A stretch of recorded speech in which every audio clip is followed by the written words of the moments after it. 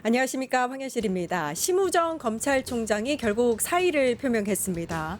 법을 수호하라고 임명한 검찰총장이었지만 윤석열 구속 취소에 대해서는 즉시 항고를 포기하고 민정수석과 비화폰으로 통화한 뒤엔 김건희 수사를 무마. 거기다 본인 딸은 국립외교원과 외교부에 질질이 특혜 의혹까지 있죠. 이제 각종 의혹에 대한 수사에 성실히 임할 차례입니다. 영화 더킹 엔딩이 갑자기 떠오르는데요. 검사 태수역의 조인성이 이렇게 말했죠. 나는 사기꾼이자 양아치였고 권력을 위해 충성하는 개였다. 그렇게 사람들을 기만하고 속이고 잘 먹고 잘 살아왔다. 심 총장님 멀리 안 나갑니다. 수사 잘 받으시기 바랍니다. 7월 1일 끝장뉴스 시작합니다. 자, 첫 번째 코너는 이강윤의 깐깐한 정치입니다. 이강윤 정치평론가 스튜디오에 나와 계십니다. 안녕하세요. 안녕하세요. 네. 자, 윤석열 씨 2차 소환에 불응을 했습니다. 그리고 여러 가지 각종 기싸움이 언론을 통해서 연일 나오고 있는데요. 평론가님 이 부분에 대해서 어떻게 보고 계세요? 지금 다른 사람도 아닌 윤석열 피의자 전 대통령이자 검찰총장이었고 계엄령 발동자이기도 했고 기싸움을 할 형편도 아니고 해서도 안 되는 사람 아닙니까? 우리가 백보, 천보, 양보해서 작년 12월 3일 비상계엄이 자신으로서는 구국의 결단이자 대통령으로서 어쩔 수 없는 비상대권 중에 하나를 발동한 것이라는 말을 백보, 천보, 양보해서 그렇다고 들어준다고 치고 그 이후에 전개 과정이나 헌재의 결정 그리고 대선을 치르면서 모든 게 명확하게 드러난 그리고 역사의 사실로 기록이 되어가고 있는 것을 감안한다면 윤석열 피의자가 소소하게 출두 시간이니 방법이니 차를 지하에서 내리느냐 기자들 앞에서 내리느냐 이런 것들로 실갱이를 하고 설왕설래하는 것 자체가 정말 너무나 실망스럽다. 맞지 않지요. 우리가 격이라는 게 있지 않습니까? 네. 격. 그러면 최소한의 예우를 하려면 항상 자기가 해야 할 것들은 하는 것이 기본이고요. 이날 안 나가겠다고 생떼 쓰면 영원히 안 갑니까? 그건 아니잖아요. 네. 지금 불구속 상태에서 내란 형사재판은 진행되는 것이고 이제 그것과는 차원이 다른 특검 조사가 시작됐고 특검이 뭔지는 윤석열 피의자 본인도 특검을 몇 차례 한 적이 있기 때문에 누구보다 잘 알 것입니다. 수사의 강도도 잘 아는 것이고요. 그렇다면 저는 이런 것은 정말 실망스러운 것이다. 제발 좀 안 그랬으면 좋겠어요. 어떻게 보면 내란 특검이 조은석 특검이 뭔가 전략적으로 움직인 것 같다라는 생각이 드는 게 오늘은 이제 불출석 소환 통보에 불응하는 게 예정이 되어 있었잖아요. 예. 그러면은 이걸 받아들이지 않고 1차 불응을 이끌어냈다고도 평가를 할 수 있는데 예. 만약에 이제 지금 5일로 다시 소환 통보를 했거든요. 예. 그 5일 나타나지 않으면 예. 형사소송법에 따라서 뭐 이제 구인. 그렇죠. 구인 강제 구인을 하겠다 이렇게 밝힌 상황이에요. 어떻게 될 것 같으세요? 윤석열이 어떻게 대응할까요? 여기에 대해서. 5일날 9시잖아요. 예.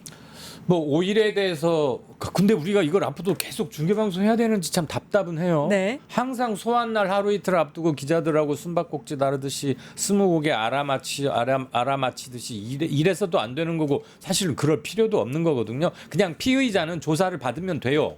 조사에 불응하면 불응 시 행동 요령이나 처리 준칙에 따라서 하면 되는 거고 그건 특검이나 검찰이나 경찰이나 똑같습니다.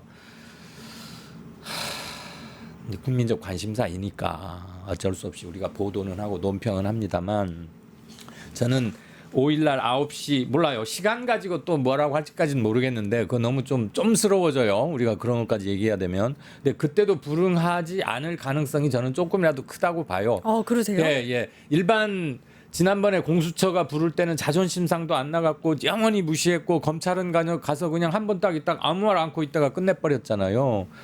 특검은 일단 가긴 갔어요. 바로 왜 우리 지지난주 뉴스 흐름 때 보면 경찰이 3번 불렀는데 안 가서 특검이 바로 체포영장을 칠 수도 있다 그러니까 여러 사리 않고 나왔잖아요. 네. 나왔어요. 네. 그리고 이제 한 번 하고는 안 하겠다는 거 아니에요? 저는 계속 그러지는 않으리라고 보는데 제발 다시 한번 촉구드리지만 이런 거 가지고 서로 날도 더운데 기싸움 하지 말고 네. 힘 빼지 말고 무엇보다도 이렇게 이런 말 하면 되나? 개긴다 이런 말 하죠. 네. 젊은 애들이 젊은 사람들이 예. 그런 말 하죠. 이렇게 뭐 좀 어떻게 좀 뭐 안 해보려고 모면하려고 이 개겨서 될 일이 아니거든요. 근데 본인도 잘 알 텐데. 그러니까 일각에서 이제 어떤 보도에서는 네. 시간 조율을 또 요청을 했다 10시로 이런 얘기가 나오기는 하는데 이게 무슨 선 보는데 지금 상견례 시간 잡기 하는 겁니까? 네. 그 집도 가깝잖아요. 그 서초동에서 저기. 윤석열이 오늘 나오지 않은 부분에 대해서 사실 특검이 바로 이제 체포영장 청구를 할 수도 있다 이런 얘기가 나왔었는데 그러진 않고 재소환 통보를 한 이유는 뭘까요? 박 특검보가 아마도 그 윤석열 피의자가 하고 있는 기싸움에 같이 응대해주면서 페이스 조절 그런 것 같지는 않고요. 다음번에 안 왔을 때의 명분 축적을 위한 한 스텝 더 나가는 거에 대한 명분 축적으로 일단 그럼 5일 9시 No more bargaining 더 협상 없어 9시 5일 받으려면 받고 말라면 마시오 우리는 그 다음 준칙대로 하겠어 이런 거 아닐까 싶어요. 왜냐하면 특검은 종료일이 딱 정해져 있어요. 출범일로부터 최장 며칠 한 번에 한해서 얼마를 연장할 수 있다. 그러니까 특검의 하루는 지금 검찰청이 곧 많이 굉장히 크게 바뀌겠지만 네. 검찰이 써왔던 하루와 의미나 길이나 무게가 달라요. 제대 날짜가 정해져 있는 군인이란 말입니다. 그래서 금쪽같이 써야 해요. 특히나. 그래서 하루하루가 급할 수밖에 없다. 그리고 네. 이런 걸로 낭비하기에는 특검은 가야 할 길이 너무 멉니다. 네. 이런 얘기도 있습니다. 근데 윤석열이 지금 사사건건 트집을 잡는 이유가 네. 방금 말씀하신 대로 이제 그러니까 기한이 있는 내란 특검이기 때문에 시간 끌기용이다라는 얘기가 있어요. 그럼 거기에 이제 끌려가면 안 될 텐데 어떻게 보세요? 특검에 참가하고 있는 특검과 특검보들 그리고 수사관들이 나름 그 방면에서는 한 가닥씩 하는 에이스들이라고 평을 받은 사람들이고요. 이런 걸로 굉장히 많이 이력과 경력을 쌓아온 사람들에서 이골이 나 있는데 그런 것 때문에 휘둘리거나 그럴 것 같지는 않아요. 그리고 수사가 뭘 수사해야 한다는 것은 이미 뼈대는 다 세워져 있을 것이고 어떻게 답변할 것인지 예측하는 바도 그렇게 어렵지 않습니다. 그렇다고 보면 향후 수사 일정 등등도 아마 다 세워져 있을 것이거든요. 피의자가 어떻게 나오느냐에 따라서 막 허둥댄다거나 뭐지? 다시 바꿔야 되겠어. 그럼 소환을 좀 늦춰? 그러지는 않을 것 같습니다. 특검 준비 기간이 그렇게 길지는 않았지만 집중 탐구? 뭐 그런 거 하잖아요. 예. 집중해서 공부하면 다 세워져 있을 거라고 봐요. 그리고 과거 특검들도 그렇게 했어요. 네. 강제 구인이 이제 되고 나면 이런 소환 절차들은 지지부진하게 이루어지지는 않을 것 같고 좀 그렇게 빠르게 봅니다. 진행되지 않을까 싶습니다. 네. 이런 것도 화제가 되고 있는데 검사 시절 윤석열이 과거 이제 본인이 국정농단 특검 당시에 안종범 전 정책 조정수석이 특검 수사에 불응을 하니까 이렇게 얘기했다고 그래요. 진술을 거부하면 가족 관련 모든 조사를 해서 언론에 알리겠다. 라고 했다고 합니다. 그러니까 본인이 이제 지금 조은석 특검 자리에 있다면 뭐 이렇게 했을 수도 있는 건데 이 부분에 대해서는 이제 최소한 염치도 없다 이런 생각도 들고요. 염치도 없고 그동안 우리 검찰들이 수사를 근데 우리가 대통령 되기 전에 검찰총장 되기 전에 검사 윤석열을 떠올리면 제일 많이들 했던 소리가 강직하다, 수사 잘한다, 끝까지 밀고 간다. 윤 검사한테 걸리면 다 녹초된다. 뭐 이런 거였잖아요. 한때 표상은 그랬어요. 예. 술 잘 마시고 막 그런 우리 사실 잘 몰랐죠. 속았죠. 그러니까. 그런데 지금도 보면 쉽게 말하면 이거 아니에요? 너 제대로 수사 협조 안 하고 안 불고 그러면 너 안 좋아? 너네 가족 하나하나 다 털 거야. 와이프도 구속시킬 수 있어. 뭐 이렇게 말했다고 나중에 안종범 피의자가 나중에 공개를 합니다. 재판장에서. 그 말이 100% 사실인지 아닌지 확인할 방도는 없어요. 두 사람 사이에 취조실에서 왔다 갔다 한 얘기를 안종범이 나중에 재판장에서 공개를 한 거니까 당시 윤석열 특검이 그거에 대해서 아니다 뭐 이런 말을 한지 어쩐지는 모르겠는데 저는 그런 말을 했을 가능성이 높다고 보고 우리나라 검찰이 되게 그렇게 수사를 해왔어요 그동안. 네. 그 수사 관행도 실은 잘못된 겁니다. 자, 증거와 팩트로 조지고 뭘 알아내고 이게 아니고 일단 검사 앞에서는 모든 걸 무장 해제하고 자존심을 완전히 구겨버리고 인간의 자존감을 완전히 땅바닥에 내려놓고 죽을 만큼의 모멸감을 준다거나 또는 협박, 당신의 지근의 거리에 있는 가까운 누구를 어떻게 손 보겠다, 별건으로 나 털어서 먼지 안 나온 사람 있어? 만약에 안 나오면 먼지를 묻혀서 털면 되잖아. 뭐 이런 유명한 얘기가 있잖아요. 한 가지 최순실 특검 때 윤석열 검사가 참여했는데 그때 이런 말을 했어요. 예산 관련해서 전문가의 견해가 필요하다고 국회 모 당시 보좌관, 제가 실명 공개는 안 하겠습니다. 그분이 자신의 페이스북에 쓰기도 한 내용이에요. 그래서 특검 사무실에 갔답니다. 자문을 구한다 그래서 그럼 이제 검사한테 가서 예산 관련 법적이거나 기술적 전문적 이런 것을 말을 해줘야 되잖아요. 그런데 당시에도 특검보 윤석열이 자문 받으러 온 전문가들을 쫙 앞에 앉혀두고 일장 연설을 계속 하더래요.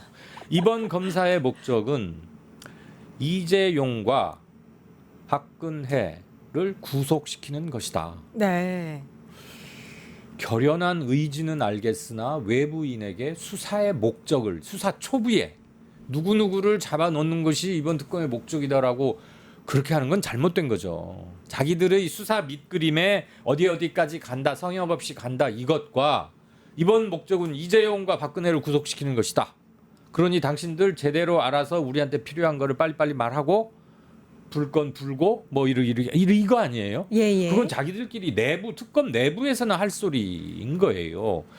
그 일화에서도 야, 이 사람은 정말 거침없이 막 그렇게 해왔구나. 좀 그때부터 과한 측면이 굉장히 많았는데 네. 우리는 검사 윤석열에 대한 환상 같은 거에 너무 오랫동안 강하게 젖어 있었던 게 아닌가 생각은 들어요. 지금 방금 진행자가 얘기하신 그 대목도 그 연장선상에 있다고 봅니다. 예, 윤석열이 어떻게 이제 특검 조사를 하고 본인이 뭐 이제 특수총 시절에도 어떤 식으로 조사를 했는지를 좀 기억을 한다면 지금 특검에 본인이 임하는 자세에 대해서 굉장히 좀 부끄러워해야 되지 않나라는 생각이 들고요. 자기가 검사 조사했으면 지금 할 소리들이거든요. 그러니까요. 예. 김건희 얘기도 좀 해보겠습니다.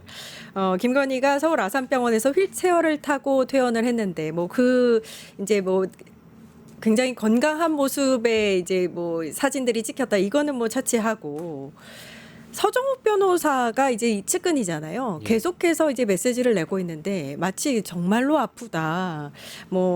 저혈압이 엄청 심하고 잘 먹지 않고 어지럼증, 현기증, 호흡곤란이 있다. 이런 식으로 자꾸 메시지를 내더라고요. 이것도 뭔가 좀 의도가 있는 걸로 보여지는데 평론가님은 어떻게 보세요? 혹시 연민이나 동정심 같은 것을 좀 호소하는 것 아닐까 하는 일차적인 상식적인 생각이 들긴 합니다. 제가 그리고 우리 황현실 진행자께서도 의료 전문가나 의사가 아니니까 김건희 씨의 증세와 통증 호소 이런 것들을 정확히 감별하거나 그것이 갖는 의학적 의미를 알거나 그럴 수는 없잖아요. 건강 의료 전문가도 아니고. 그래서 저혈압이면 어떻게 된다는데 거기에 대해서는 제가 특별히 말씀드릴 게 없어요. 본인이 그런 통증을 호소하는 것이고 그 담당 의사가 뭐라고 했는지까지는 우린 잘 모르니까. 그런데 휠체어까지 타고 이렇게 나오고 서정욱 변호사가 한 얘기 중에 저는 이거는 좀 말이 도저히 안 된다는 생각인데 어떤 방송에 나와서 이렇게 말했다고 하더군요. 김건희 여사가 완전히 일반인하고 똑같을 수야 없지 않냐라고 서정욱 변호사가 말했다고 합니다. 네. 제가 이걸 읽고 이분 정신이 좀 있으신가? 이게 지금 상식을 나와 공유하고 있는 대한민국의 직업인이자 대한민국 공동체의 구성원인데 정치적 견해는 조금 다른 그런 분의 말씀이라고 이걸 들어줘야 하나? 자, 따져봅시다. 김건희 씨가 일반인하고 완전히 똑같을 수 없지 않냐? 그럼 뭐가 다르죠? 일반인이죠, 이제는. 여기 서정욱 씨 좀 먼저 불러주시면 좋겠는데 뭐가 다른지를 일단 묻고 싶고, 네. 그러니까 전직 대통령의 부인이니까 최소한의 예우를 하자라는 뜻으로 아마 말을 했던 것 같은데, 좋아요. 지금 피의자일 가능성이 굉장히 높지요. 몇몇 사건에서는 조사를 받고 있고 또 수사가 재수사가 하는 것도 있고. 그러면 피의자로서 국민들께 피의자 의심을 받는 사람은 자기가 받고 있는 의심에 대해서 소명하고 해명하고 그게 제대로 되지 않고 잘못이 있다고 밝혀지면 죗값을 치는, 그게 당연한 것입니다. 자기 할 바를 해야 일단 완전히 일반 국민하고 똑같아지는 거예요. 내가 전직 대통령의 부인이니까 이만큼의 예우를 받아야 한다는 것 자체가 대단히 잘못된 것입니다. 그리고 대통령의 부인은 그건 법적 지위가 아니에요. 공인도 아니고 그냥 아무것도 아니에요. 자연인 김건희인데 그의 남편이 한때 대통령 직위에 있었다는 것뿐이에요. 고로 서정욱 변호사가 대변인 역할을 하고 있느라고 이런 말을 했는지 어쨌는지까지는 모르겠으나 완전히 일반인하고 똑같을 수야 없지 않느냐라고 말한 것이야말로 정신 빠진 얘기입니다. 유튜브 구독하고 실시간 채팅과 댓글을 남기시면 매일매일 7,000TTCO를 드립니다. 참여 방법은 통통물 어플을 다운로드하고 회원가입과 로그인을 해주세요. 마이페이지에서 나의 회원 고유 번호를 복사해주세요. 유튜브 구독 후 실시간 채팅이나 댓글창에 고유 번호를 한 번만 입력하면 준비 끝! 지금 유튜브 채팅과 댓글 쓰기 참여하고 7,000TTCO 받아가세요.